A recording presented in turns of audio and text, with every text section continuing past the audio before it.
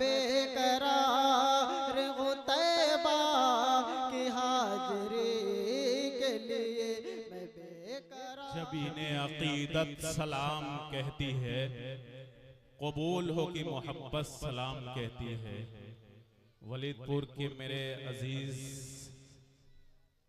मैं इबादतों की तरह ये काम करता हूँ, मेरा वसूल है पहले सलाम करता हूँ। हजरात, यहाँ बहुत सारी शख्सियतें कहकशां की शक्ल में मौजूद है, हर एक का नाम लेना अमल के लिए दुश्वार है। बहरहाल वो तमाम लोग जो तहजीब के मुहाफिज हैं, अदब के अलमबरदार हैं, इंसानियत के परस्तार हैं, उनकी खिदमत में अकमल अपनी अकीदत का सलाम अर्ज करता है। दोस्तों, अस्सलामु अलैकुम वरहमतुल्लाहि वबरकातुहू। देखिए माशाअल्लाह, ये छोटे छोटे कैमरे मेरी आंखों के सामने चमक रहे हैं। अजीज मीडिया और मेरे एक छोटे भाई, पता नहीं क्या नाम है, बहरहाल बाबू आजमी, हिंदुस्तान से बाहर भी सफर कर चुके माशाअल्लाह वसीम साउंड के हवाले से। बहरहाल आइए, मुझसे कहा गया कि अभी थोड़ा टाइम है, अकमल भाई टाइम लीजिए आप।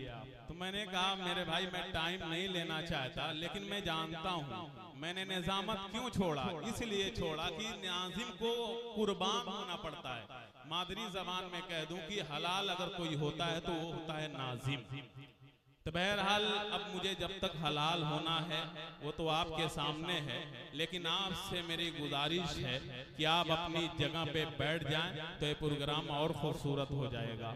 वलीदपुर वालों, पूरा जिला मैसेज इस बात का पैगाम मेरे पे भेज रहा है, अकमल भाई ये बड़ी जो है हम लोगों की के लिए कमजरफी की बात है कि आप पूरे जिले में प्रोग्राम नहीं लेते। वलीदपुर की जब आवाज आती है तो आप आवाज में आवाज मिलाकर अपने मोहब्बत के पैगाम को भेज देते हैं।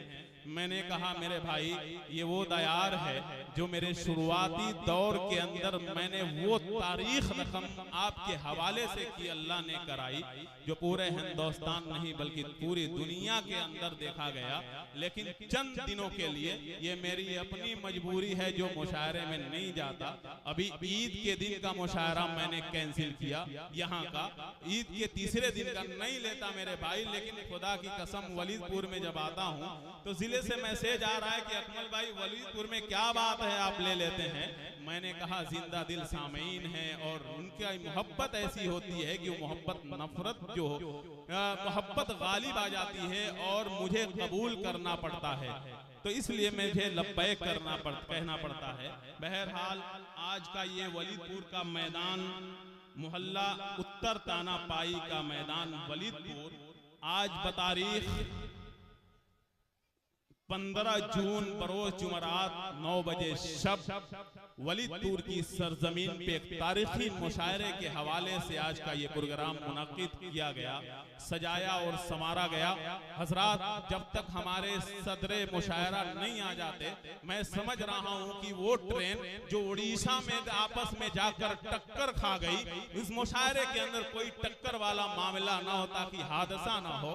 हमारे रूहे रवा सदरे मुशायरा आएंगे तो ही मैं मुशायरे को शुरू करूंगा। इससे पहले मैं बात कहना चाहता हूं, लेकिन एक बात मैं कह दूं, मौलाना अब्दुल रहमान साहब, मौलाना आसिफ साहब जो इस मुशायरे की सरपरस्ती फरमाएंगे, एक बात मैं कहना चाहता हूं, थोड़ा टाइम इसलिए कि आप लोगों का ये हुक्म है कि मैं जैसे आया तो कहा कि अकमल भाई, कुछ लोगों ने कमेटी से कहा कि अकमल भाई जब मुशायरा होता है, सामईन आते हैं तो लोगों के हवाले से नाज़िम गुफ्तगू करता है, शायर गुफ्तगू करता है, लेकिन माँ और बहनों के हवाले से कोई गुफ्तगू नहीं करता।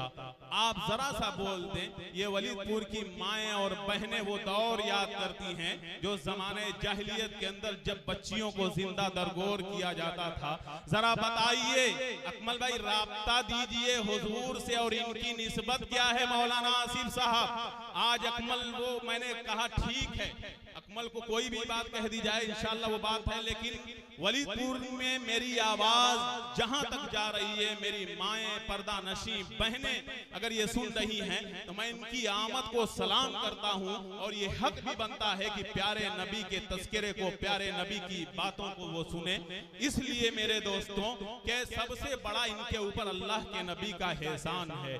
मौलाना आसिफ साहब ये वही बच्चियां हैं कि बाप अपने घर से फावड़ा उठाता है, 2 साल 3 साल की बच्ची है, माँ बीवी से अलग होकर दूर कहीं जंगल में लेकर जाता है और फावड़े से वो छोटी सी बच्ची, वो सख्त दिल बाप जाता है जंगल के पास और गड्ढा खोदता है मेरे भाई।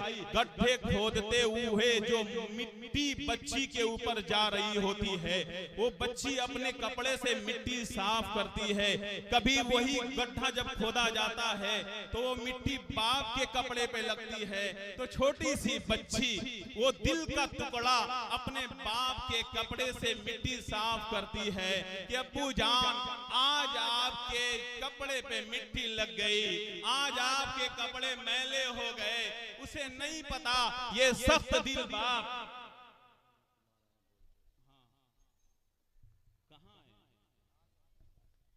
देखिए माशाअल्लाह, मैंने कहा था ये सब आ गए। मौलाना आसिफ साहब की सरपरस्ती में खूबसूरत आमद हो रही है। खूबसूरत जोड़ी मोहतरमुल मकाम जनाब मोहम्मद अहमद उर्फ अली साबिक चेयरमैन नगर पंचायत वलीदपुर, और साथ में खूबसूरत जोड़ी डॉक्टर आनंद कुमार मोहम्मदाबाद से जिनका ताल्लुक है, हल्के हल्के कदमों से हमारे स्टेज पर तशरीफ लाए। अली चेयरमैन साहब क्या आपने जोड़ी बनाई है कि खूब गुजरेंगे जो मिल बैठेंगे दीवाने दो, कैस जंगल में अकेला है मुझे जाने दो।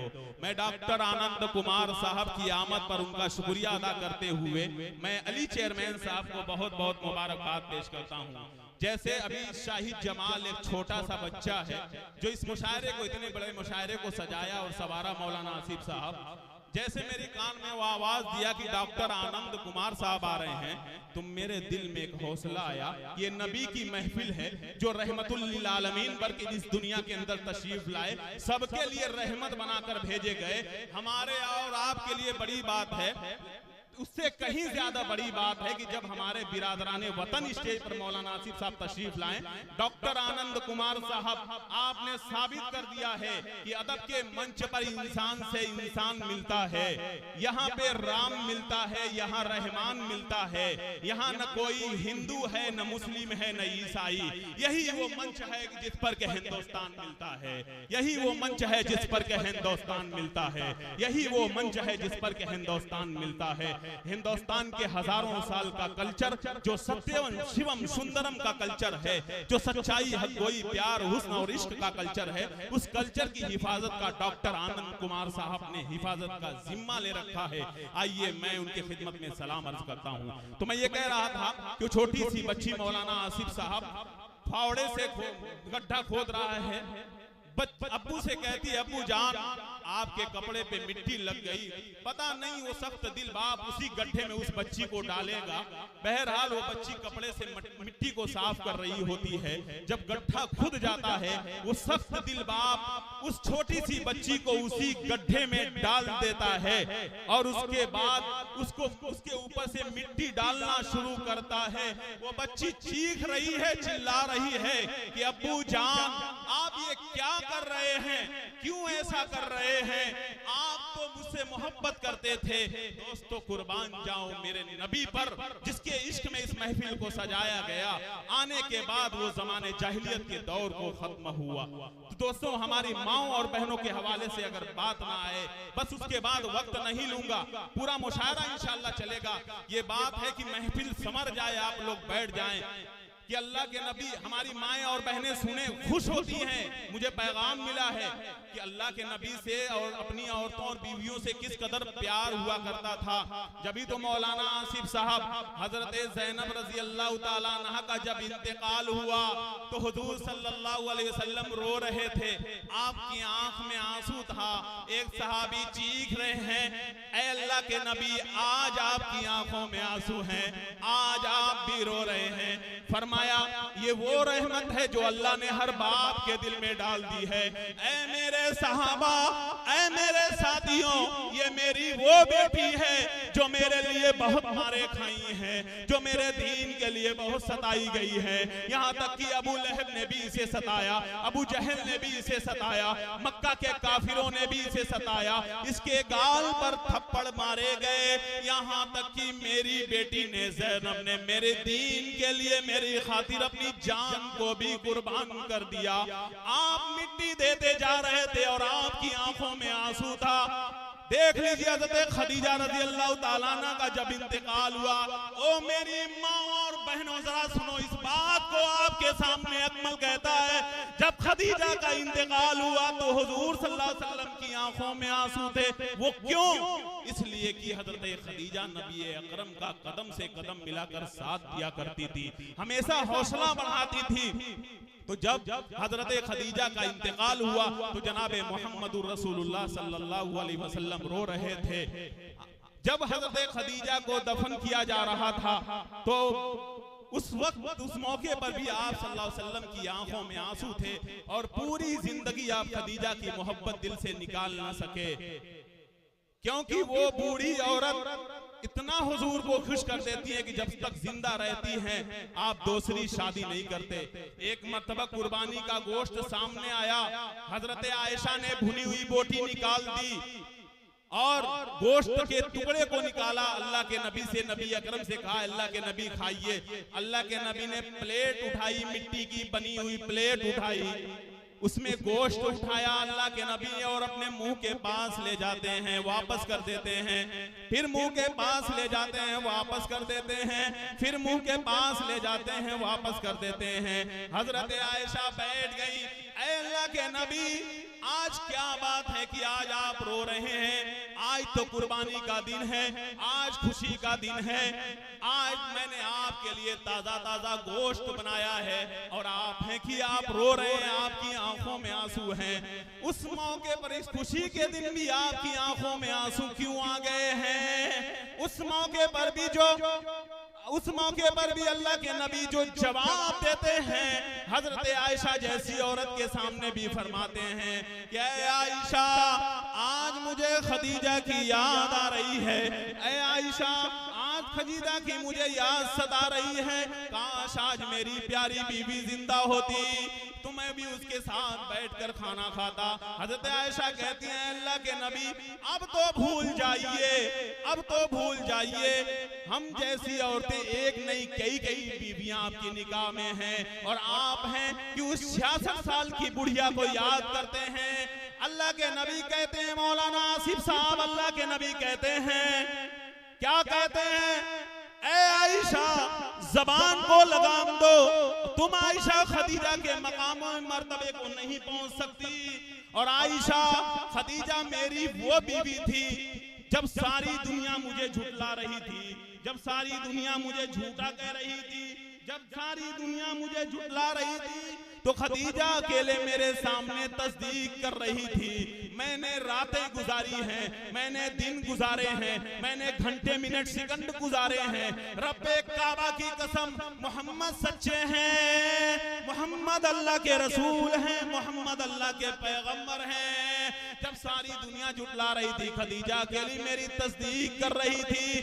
जब लोग मेरे सर तोड़ रहे थे और मेरी पेशानी से खून टपक रहा था तो उस वक्त खदीजा अपने दुपट्टे को फाड़ दिया करती थी और पेशानी से निकलने वाले खून को साफ किया करती थी। मेरी पट्टी बांध रही थी, मुझे तसल्ली दे रही थी। ऐ आयशा खदीजा के मकाम मर्तबे को मैं कैसे भूल जाऊं? आयशा कहती है अल्लाह के नबी अब तो खाना खा लीजिए। अल्लाह के नबी कहते हैं जब तक खदीजा की एक सहेलियों को खाना नहीं पहुंच जाता मैं खाना नहीं खा सकता। बहरहाल हजरत आयशा ने खदीजा की एक सहेलियों को खाना पहुंचाया। दोस्तों ये है मोहब्बत हुजूर की कि एक बूढ़ी औरत ने आप सल्लल्लाहु अलैहि वसल्लम के दिल को कैसे जीता था। वलीदपुर वालों, आज आपको बताना है कि हम नबी के दिल को किस तरह जीतेंगे, ये आपकी जिम्मेदारी है। शोराए किराम माइक पर आएंगे और आपके हवाले से गुफ्तगू होगी। पूरे मजमे को बेदार रहना है। मैं टाइम इसलिए लिया कि ताकि तमाम शोराए किराम स्टेज पर आ जाएं, ये मुझे हुक्म था। अब मुझे सीधे